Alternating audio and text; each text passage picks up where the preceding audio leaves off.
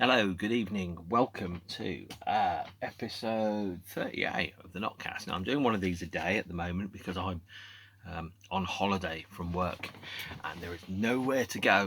So I'm just going indoors, exploring the inside of my mind and talking to the mobile phone whilst I do it. It's the 30th of December today.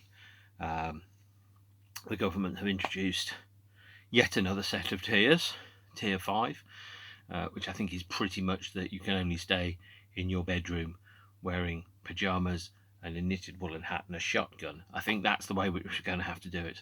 Also today, the Brexit vote happened, and the MPs voted for Boris Johnson's anorexic deal. I have political opinions. I'm not going to introduce those just yet. At some point I will do, because I take a big interest in current affairs. I think it's important to understand what's happening in the world around us and to have opinions about that. If you're one of the people that thinks that it doesn't matter who you vote for, the government get in, well, what you've seen actually with both Boris and with Johnson, who's appropriately named, and with Trump, is that it does matter who you vote for, and if you vote for a clown, you end up with a circus. So today, I'm going to be talking about a band I haven't previously mentioned on here, Joy Division. Here is a postcard that I bought from Oasis in Birmingham in about 1990. I think it cost me 25p. That's not the only bit of Joy Division memorabilia I own. I'm also wearing a Joy Division t-shirt. Now, this is not one that you will have seen too often. This is the first official Joy Division t-shirt that I think was sold at New Order gigs. I bought this at the Manchester Apollo on the 16th of July 1998. I had packed my t-shirt money because I didn't think I was ever going to get to see New Order, and if I was going to get to see New Order, I sure as hell was going to buy a t-shirt at the gig. And this is the famous cover from the Unknown Pleasures album, but remixed and distorted by Peter Saville. And that show in Manchester on the 16th of July was pretty important for a number of reasons. It was the first New Order show in 5 years. It was the first time that New Order had played a number of Joy Division songs live since Ian's death in 1980. And it was a gig that many people didn't think would ever happen. And so to me, I have perhaps an unusual relationship with Joy Division. I think they're a brilliant band, but they're not an easy band to love. They're a very easy band to admire, a very easy band to listen to and to find worth in. It's difficult to love them, and it's difficult to enjoy them for two reasons, really. I think the first one is, to me, Joy Division as a band have always been an abstract concept. So even though they played their last gig in Birmingham, where I was living when I was 6, and I may very well have walked past Ian Curtis in Birmingham city centre on the day of the show, I have no idea, because he was 23 and I was 6 and I was interested in Star Wars. If that band ever existed as a real life tangible entity, it's something that's outside of my frame of reference. You know, Joy Division had been dead and buried for 7 or 8 years before I got into music. So to me, they've always been a historical band as opposed to an actual live band that I can form new memories and attachments to. In the same way that some bands that generally have split before I got into music, bands that I've never seen, bands that I never even have any memory of, such as, for example, the Beatles, the Doors. Those are two pretty. Jimi Hendrix. There are bands. Those are bands that I like, but they're never bands that I'll love. Now, Joy Division are the only band that I haven't really got a current history with, that I've never seen live, that I never will have an opportunity to see live, that I do love, but I do find them difficult to enjoy, because I think if there's ever a name for a band that's inappropriate, Joy Division is probably it, because Joy Division have very little joy in the music.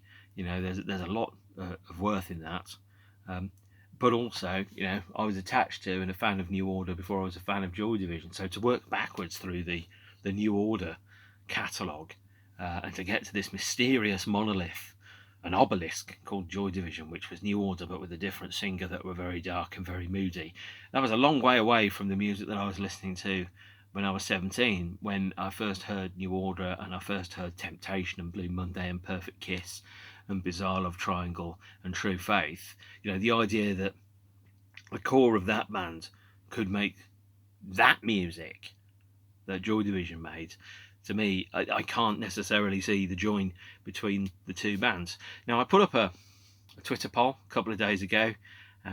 Joy Division the early years came second place in terms of the things that you'd like me to talk about. So today I'm going to talk about Joy Division the early years, and I'm probably going to talk about my relationship to Joy Division and my views of their album Unknown Pleasures. There probably isn't enough time to cover Closer and all the other stuff that goes with it. But there's two things before we start off talking about Joy Division that I think are probably worth mentioning.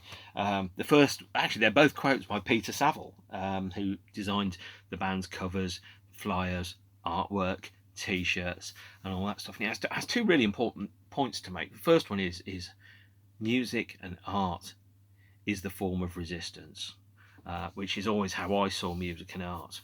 And that quote comes from this film, Joy Division, which is a documentary feature about the band. It's about an hour and a half long. It's got about an extra 90 minutes of interviews with band members and people associated with it. And this is absolutely essential viewing if you want to understand Joy Division, because what it does is it overlays the socio-economic context of the band at the time. So Joy Division, when they started, 1977 in Manchester. Manchester and Birmingham are very similar towns. The accent is perhaps less cool if you come from Birmingham. Sorry, Brummies. And Birmingham, where I grew up, is better known for music of the slightly more cock rock nature. So if you want to think about some of the best metal bands of all time, Judas Priest, Black Sabbath, Led Zeppelin on the rock front, for example, they're all Brummies. Whereas Manchester obviously is a little bit cooler and has better bands. It has New Order, it has Joy Division, it has the Smiths, it has Oasis, and Morrissey as well, obviously being a member of the Smiths. So and Happy Mondays, Stone Roses, and some bands that aren't quite so good, which I never really enjoyed. But Manchester was, to me at least, always a mythical place where fantastic music was made. But also, when I listened to the music from Manchester, I heard the sound of the town which I was growing up in. So Birmingham was like Manchester in so much as they're quite industrial, quite deprived. They're not London, so they're somewhat hived off. They're not seen as the cultural or economic powerhouses of Britain. Always been relegated as second or third or sixth place cities.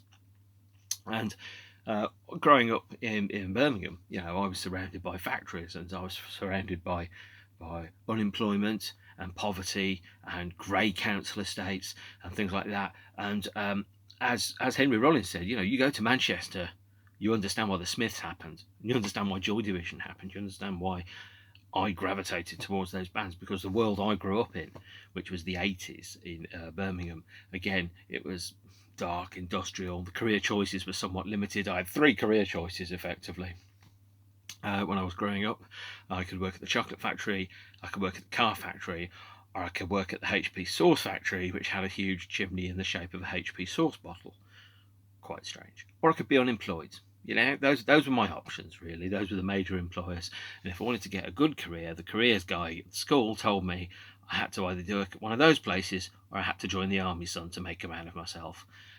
And hence all those adverts that tell you that you may have been born in Bolton, but you were made in the army, and all that type of stuff. So, the idea of doing what I've done with my life, which is I haven't accepted the career paths which have been given to me by the school's option. I haven't worked at the HP sauce factory or at the car factory or the chocolate factory. I gotten out and I moved away and I chose a different job working in academia, where I was able to use my brain and not my brawn. These were not necessarily options which Birmingham had.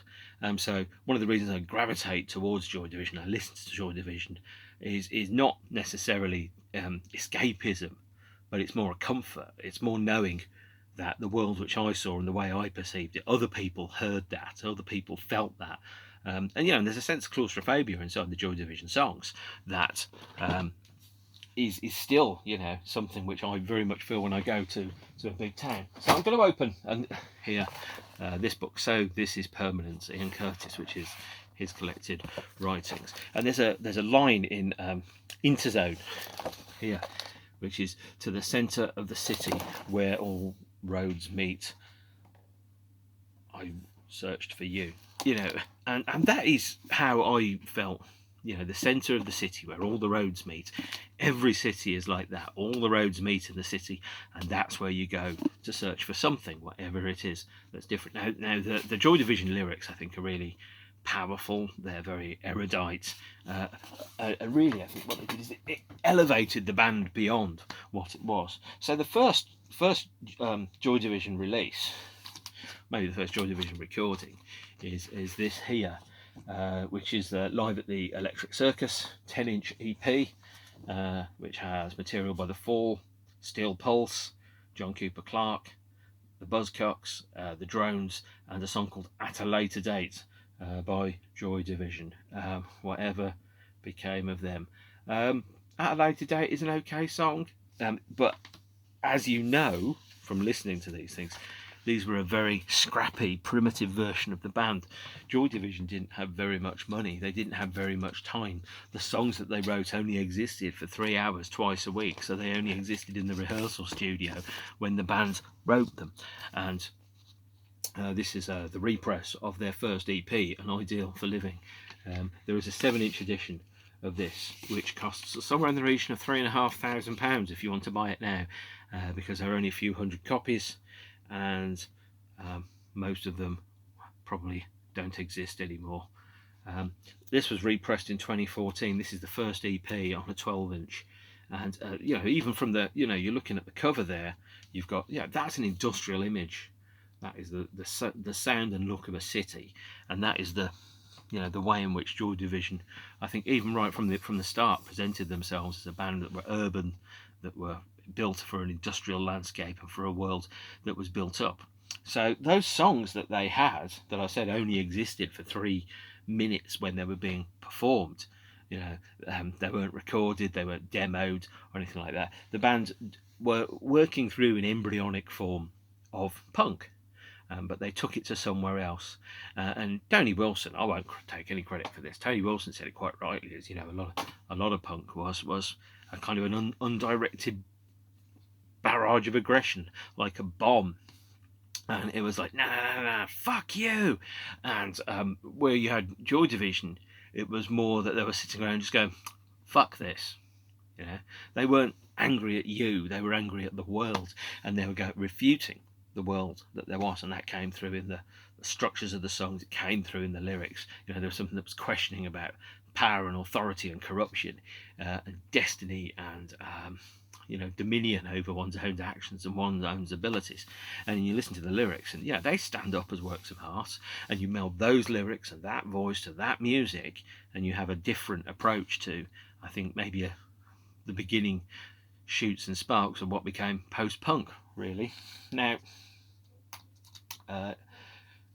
when they started, they recorded a kind of like almost like a version of an album for RCA Records that they never signed with. They basically used the record companies as free demo time. And in 1994, thanks to the vagaries of copyright technology and licensing, a copy of those RCA demos were released as this LP and CD. Warsaw, hard to get, and essential listening. It's the Joy Division debut album. It never was. It shows an earlier version of the band than perhaps one that you would necessarily know or that most people would be familiar with, and it's you know, it is the band's debut album, but it's not the debut album that was released. This is probably the closest thing actually to a genuine Joy Division album, if that makes sense, because the Joy Division albums weren't necessarily Joy Division albums as such. They were more Martin Hannett albums that Joy Division played on, because of the way that he used and mastered the production, and he used the band as almost an element in the performance itself. It was due to be reissued and repressed recently for a record store day, which was mysteriously cancelled due to the fact that the release is probably not legal anymore. But if you can find a copy, it is worth getting. It features 11 songs recorded at Arrow Studios in Manchester, a Factory Records outtake, as you said, which appears elsewhere in their discography, and 5 songs recorded in July 1977, when they did have a Stephen on drums, but it wasn't Stephen Morris, it was Steve Brotherdale. And not enough people, when they talk about Joy Division or Warsaw, really talk about how integral to the band Steve Morris's drums are. Now you listen to the the patterns that he's playing and performing. They're a texture in itself. A lot of people focus on the vocals. A lot of people focus on the unique bass sound or the unique guitar sounds that we've got, and they're all unique as well. But the drums, if you want to listen to the difference that a good drummer makes, listen to the Pete Best demo of Love Me Do and listen to the Ringo Starr version of Love Me Do. And then you know which one is better. This is an EP that was released in 1979 called Earcom 2, and it has songs on it by other bands that I don't necessarily remember at the moment. That's Kazakhs, whoever they are, Thursdays, and Joy Division. This is one of the earliest non-repressings that I've got of Joy Division material. Their stuff is hard to get, the early stuff, and it's expensive and it's difficult to find because everybody wants it because they're bloody brilliant. But what you've got here is 2 songs from the Unknown Pleasures sessions, Auto Suggestion and From Safety to Wear, that were later on the Substance compilation CD. Those are not the best Joy Division songs. In fact, they're still far from the best Joy Division songs, but they were recorded at the same time as Unknown Pleasures. And kind of next up, this bad boy, the album that launched 1,000 t-shirts, Unknown Pleasures. And I'm going to talk about this album. I think there's a number of editions of this. This one is a early 80s, late 70s Factory Records edition. It's got the textured sleeve that sits on it. It's got an inner sleeve that notably invites you in. This is the way, step inside. And it doesn't have an A and a B side. It has an outside and an inside. And the outside is Disorder and Day of the Lords, and side A, and the inside is She's Lost Control. And I think even at this point, the band were presenting themselves as something a little bit mysterious. So no band photography on the sleeves. The names of the songs aren't on the sleeves. The only information that you've got around the band, the name of the band isn't even on the front. It's on the back and it's on the side. So you've got to know what you're looking for. Even the packaging of this is a real invitation. It's deliberately presented as a mysterious object, and these are a famous photograph or a famous scientific reading of a pulsar. It's even the reading, the cover. That's Mog again. Even the cover is a way of saying to you, that there are unknown pleasures. You don't know what this is, and I think Unknown Pleasures is a great name for an album, because effectively what it's saying is, especially if you don't know the band, is something in here is worthwhile, but you need to discover it. You need to pay attention to it. It's something that's worthwhile, an investment of your time and your money. And the production of Unknown Pleasures is well known as being, as I said, Martin Hannett almost playing the band like an instrument itself, and his production was a performance.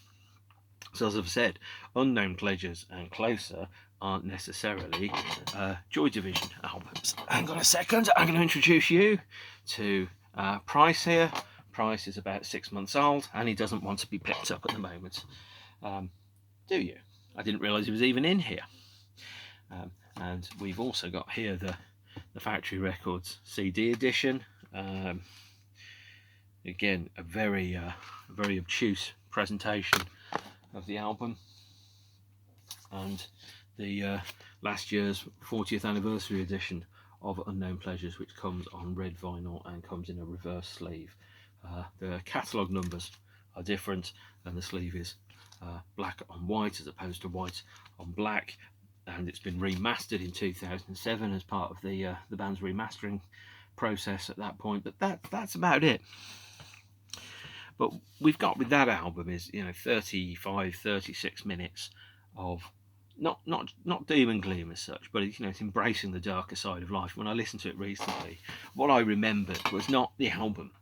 I remembered the textures, and I remembered the world that I was living in at the time, and I really, really listened to that album a lot. So I remember getting the 45 bus out of the suburbs into the centre of the city. I remember the route that you would take, the factories that you would go past.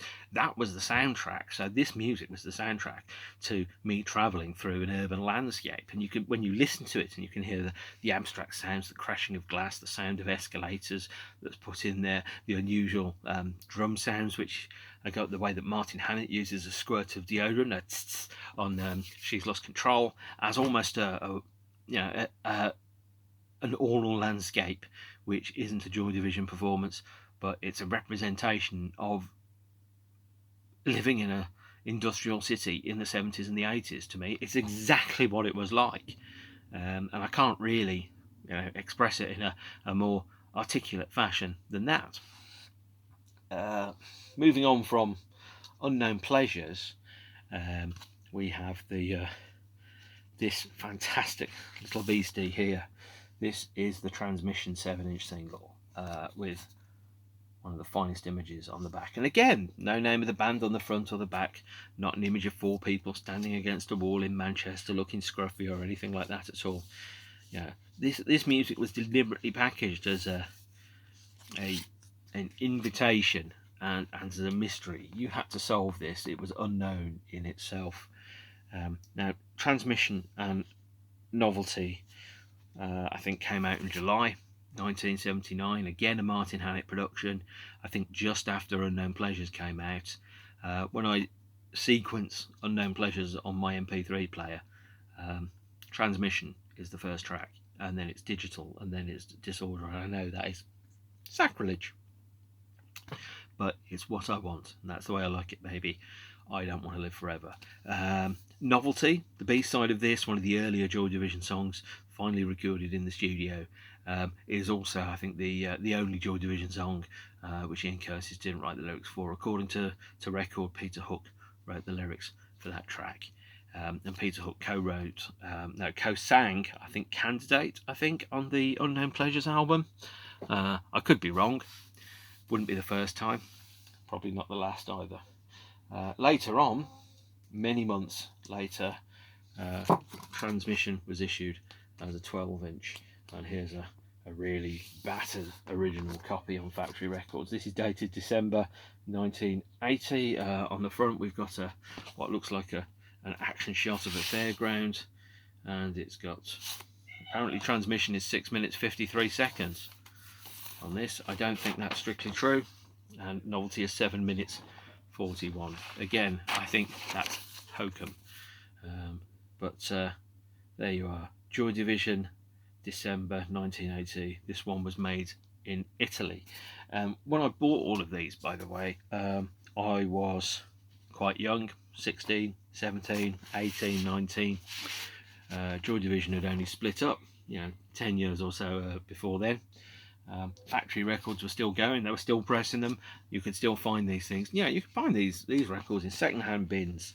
You could buy a copy of Unknown Pleasures for £3 easily, because people had, quote, grown out, unquote, of it. And you could find Transmission on 12-inch for a couple of pounds. This one I probably paid £1 for, because it's in a pretty bad state, but I guarantee you it looks a heck of a lot better, or more correctly, all the damage that was done to it before it came to me. I've loved and treasured this ever since.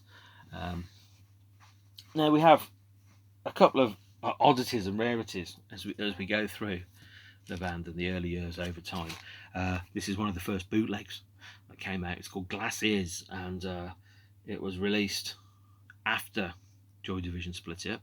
It's a recording, I think, of the show at the Camden Electric Ballroom in October 1979. And this is not one of those more recent ones. This is a genuine bootleg from the 80s. And Joy Division bootlegs, they were easy to find. They were plentiful in the 80s and the 90s. Maybe less so towards the end of the 90s.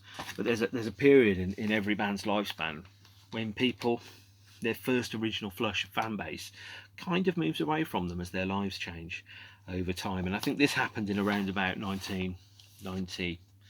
You know, I remember the 10-year anniversary of Ian Curtis's death with a picture of him on the front of the NME in May 1990. And I think maybe a week or two later, it was New Order in football kit. Things had really changed. You know, and at that point, the legacy, the myth around Joy Division had already started to accumulate somewhat aggressively. That the band was, you know, they saw madness in your area, as one of the critics said. Now, this is not a great recording. It's a guy with a Walkman standing somewhere in the Electric Ballroom in Camden, recording Joy Division on what I think is a C90 tape. You know, there are people that will say, well, we need to get a copy of that in FLAC so we don't lose any of the quality. The quality was never there in the first place.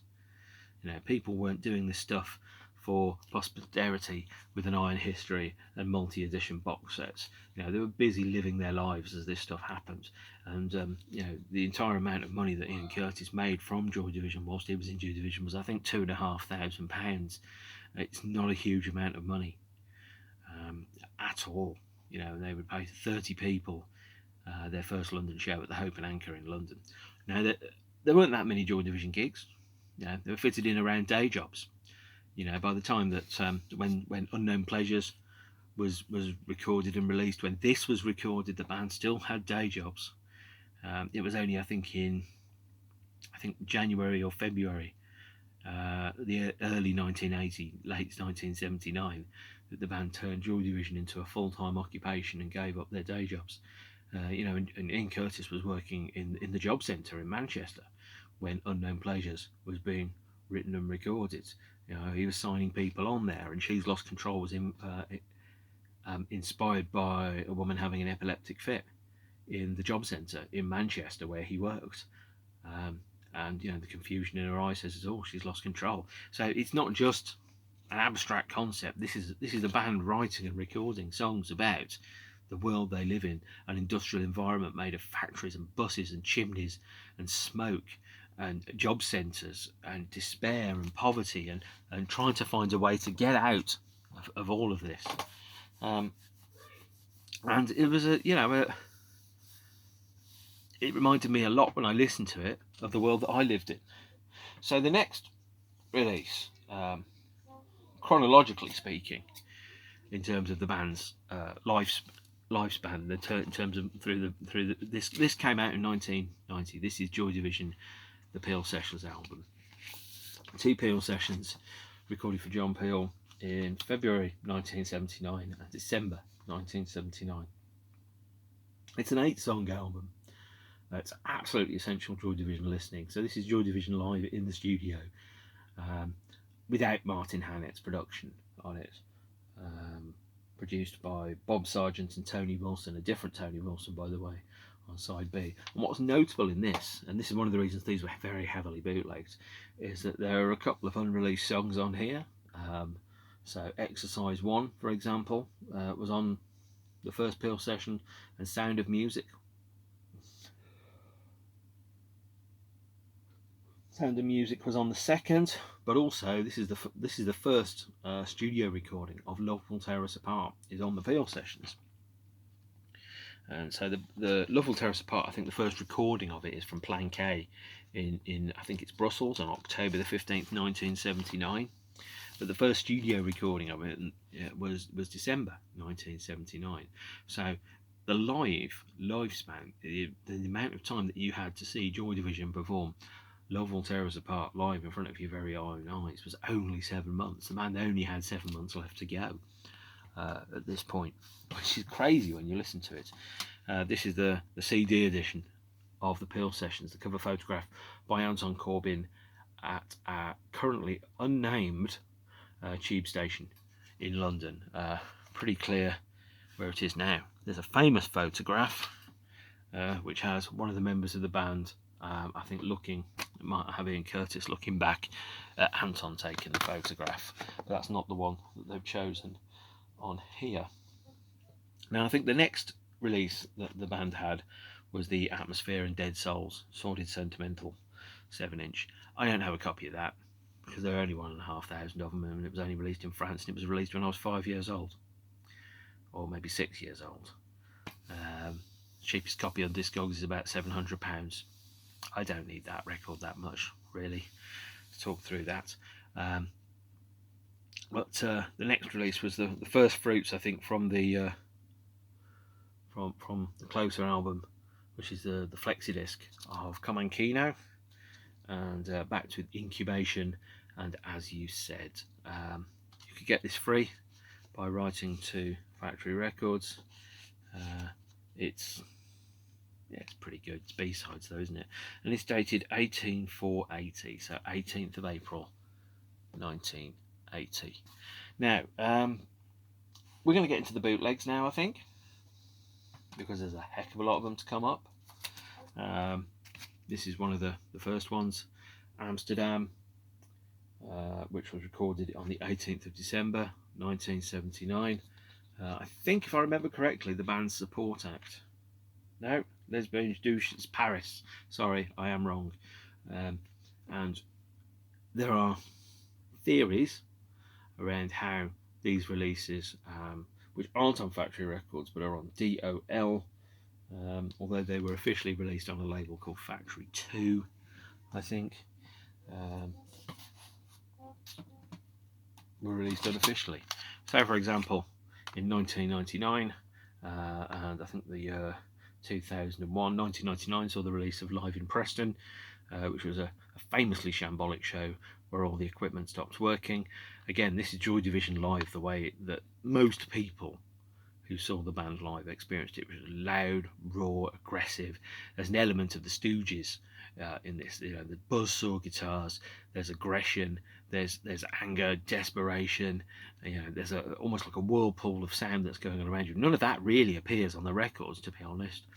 But if you want to know what Joy Division sounds like, you have to listen to the live recording. So go for the Peel sessions or go for the live stuff. And this is Les Bains Douche, which is recorded on the 18th of December 1979. It's called the Fractured Music Archives Part 2. And this was released on a spin-off version of Factory Records, a resurrected version called Factory 2, I believe, although I could be wrong. And later, they were never released on vinyl at the time, so 1999, 2001, they never came out on vinyl. 2015, they were represented in very, very similar artwork. That, although it's obviously, you know, different, this is a kind of like a remixed version of this original image here. Worth getting, because there's only a handful of studio recordings. This is the next one. This is Joy Division live in Holland. So that's the cover that we also see on Les Bains Douche, which is the recorded live at the Paradiso Club on January the 11th, 1980. The support act didn't turn up, so the band played 2 sets and supported themselves. This has 12 songs on it. And the Paradiso is one of the best venues in the world. It's a converted church. Lots of great bands have played there. I've seen great shows there, actually. And heard a great number as well. But this was recorded in January 1980. And get in there, you bastard. Oh, first world problems, eh? There you go. The only way to really get the full show is to pick up a bootleg CD, such as this, which is An Evening With, which is both sets that the band played, supporting themselves, two sets. And I mean, really, the vinyl edition is the same as this, apart from the fact that the last 3 songs, Shadow Play, She's Lost Control, and Atrocity Exhibition, are not on it, but they're on the CD. And then the last of the live releases is Live at Preston, which was the first one to be released from a legendarily difficult show where all the equipment stopped working. And also is interrupted with an announcement that if you want to get the last bus, you have to leave, because the last bus to Bradford is going in 5 minutes. I think it's Bradford, could be somewhere else. I don't particularly care, to be honest. But it's proof that, you know, in the midst of all of this mythology, it was really happening. I'm racing through the discography now. Here's the second and final studio album, Closer. This is the factory compact disc version, and the recording of Closer has been a little bit problematic because there are a couple of bootlegs, such as this one, the Martin Hannett in the studio with Martin Hannett, and this one, Let the Movie Begin.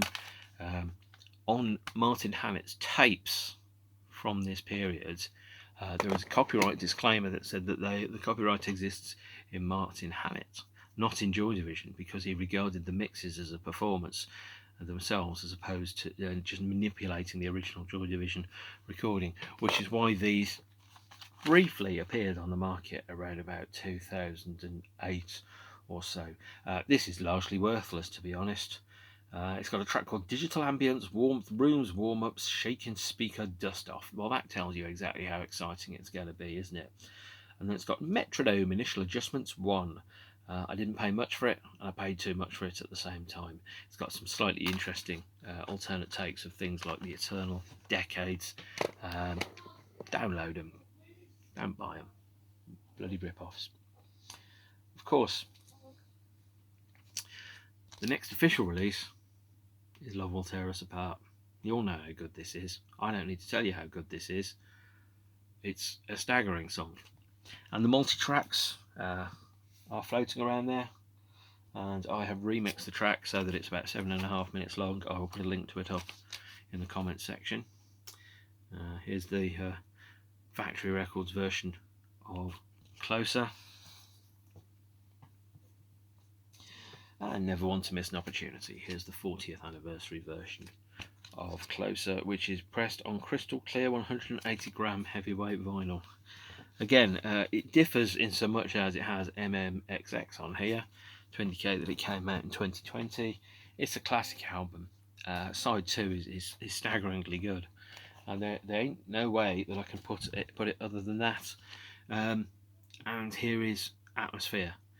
So this was the first time that Atmosphere was made more readily available outside of the Sordid Sentimental 7-inch. This was released, I think, around about October 1980 in America. It's Atmosphere backed with a re-recording of She's Lost Control from the Closer sessions, which has an extra verse and a different ending. It's one of the best 12-inch singles of all time. Whenever I think of Atmosphere, I think of this image. I don't think of anything else. I think of this. And it's one of the best songs ever. And yeah, there was a decade of my life where I thought I'd never get to see any member of Joy Division or New Order play live, let alone the first time I saw New Order, they played Atmosphere. And they played Atmosphere in Manchester. Now, coming on the heels of that was Still. Now, Still is a very clever title for the LP, because there's two things. Firstly, if you're a bootlegger and you're doing illegal alcohol and things like that, you need a still to distill the alcohol. The second one is New Order released an album called Movement, and so therefore you go from Joy Division, frozen in amber, never to record or perform again because they had ceased to exist, were Still, and New Order were moving.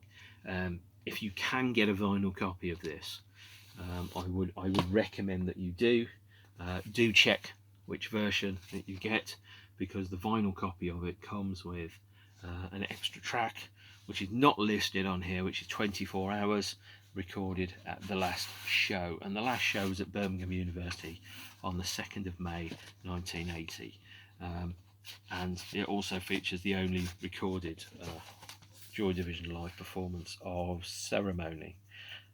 Still is made up out of unreleased songs, rare songs, including songs like Sound of Music, Exercise 1, The Only Mistake. You listen to those songs, you go, my God, those are songs that the band didn't even feel like releasing. There are only 45 Joy Division songs, and there is not a bad one in the pack. It went a little quiet on the Joy Division front then, apart from releasing the albums on CD. And then, because Tony Wilson had a CD player in his car, they released Substance in 1988 as the companion part to the New Order album of the same name. This was all the singles, A-sides on one 12-inch disc with an appendix of B-sides on there. So first time on CD for a lot of tracks. Lovell Terrace Apart was not officially on CD until 1988, and to kind of plug that album, Atmosphere was re-released as a CD single, and it's got this frankly fantastic image here on the inside, a plus and a minus, which later lent itself to the name of a frankly exploitative 7-inch box set by the band. 2015 saw a reissue of Substance on London Records as a double album, featuring all the B-sides on there and an additional version of Lovell Terrace Apart. And Lovell Terrace Apart was a bitch to record, so it went through at least 3 studio recordings, and even then they weren't fully satisfied with it, because we have a remix that came out in 1995. This is a promo 12-inch, which also has a remix by Arthur Baker, which isn't particularly good.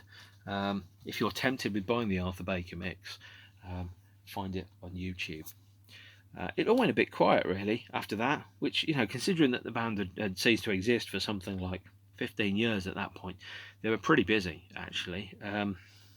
Luckily we haven't got to the point of callously exploitative Joy Division remixed by contemporary producers album, but we did have in 2007 a number of double CD reissues, which were the standard albums remastered with a live set on the second disc. This one features a previously unreleased live show from the Factory in Manchester. This one features a show from Ulu, and this one features High Wycombe Town Hall. These recordings were surreptitiously made in the audience by the bootleggers, and they have been remastered in some cases by the people that did the recordings that have been subject to takedowns, which is perhaps not that classy a move. But that is where Joy Division are very protective about their legacy these days, or maybe one particular member is. Probably best if I don't say any more than that. Aside from that, 1997 saw the release of Heart and Soul, which is a 4 CD box set. It's got all the albums on, well, all 2 albums. It's got the songs which made it onto Still, often before the band re-recorded, overdubbed and remixed them in 1981 for release on Still. And it has a live show as well from Manchester, as well as a multitude of previously unreleased demo tracks, radio sessions, bits and bobs. Genetic record session, the Darcy A sessions, John Peel session, Piccadilly session.